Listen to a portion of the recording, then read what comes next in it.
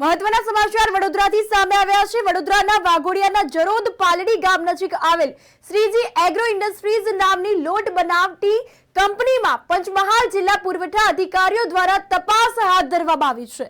આ અંતર્ગત તપાસનો દોર જે છે તે હાલમાં યથાવત જોવા મળ્યો છે। તો ત્યારે પંચમહાલ જિલ્લા પુરવઠા વિભાગના સરકારી અધિકારીઓ દ્વારા મોડી રાત્રિએ શ્રીજી એગ્રો ઇન્ડસ્ટ્રીઝમાં તપાસ હાથ ધરવામાં આવી હતી।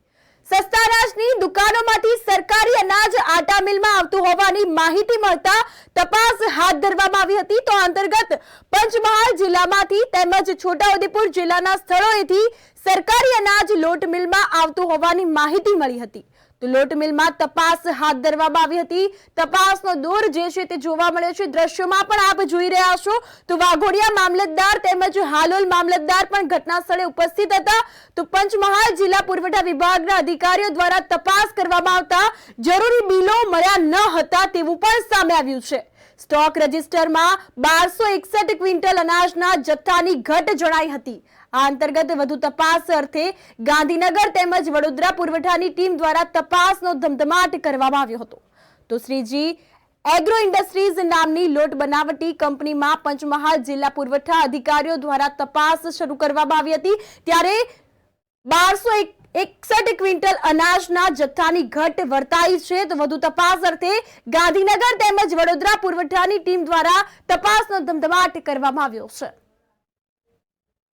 આજરોજ અમારી જિલ્લા પુરવઠા પંચમહાલની ટીમ અને તાલુકા મામલતદાર હાલોલની team Shreeji agro industries Waghodia તાલુકામાં પાલડી ગામે અમને બાતમી મળેલ કે પંચમહાલ જિલ્લાના, દાહોદ જિલ્લાના, છોટાઉદેપુર જિલ્લાના જેવા વિવિધ જે સરકારી અનાજનો જથ્થો છે એ જથ્થો આ મિલની અંદર આવે છે અને તેનો પ્રોસેસ થઈને આટો બને છે।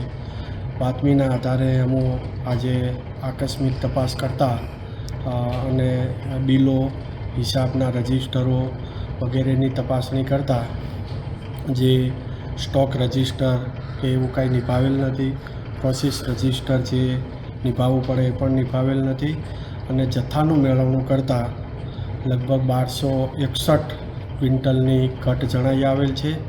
આ અંગે વધુ તપાસ માટે અમોએ ગાંધીનગરની ટીમ બોલાવી છે અને હાલ વડોદરા જિલ્લાની પણ પુરવઠાની ટીમ સ્થળ ઉપર આવી ગયેલી છે અને વધુ તપાસ એ ગાંધીનગરની એન્ફોર્સમેન્ટ ટીમ દ્વારા કરવામાં આવશે અને જે પણ કાંઈ ક્યાંથી જથ્થો આવ્યો છે, કેટલા પ્રમાણમાં આવવામાં આવ્યો છે અને ક્યારનો આ જથ્થો આવે છે એ તમામ બાબતોની એ ટીમ દ્વારા તપાસણી કરવામાં આવશે।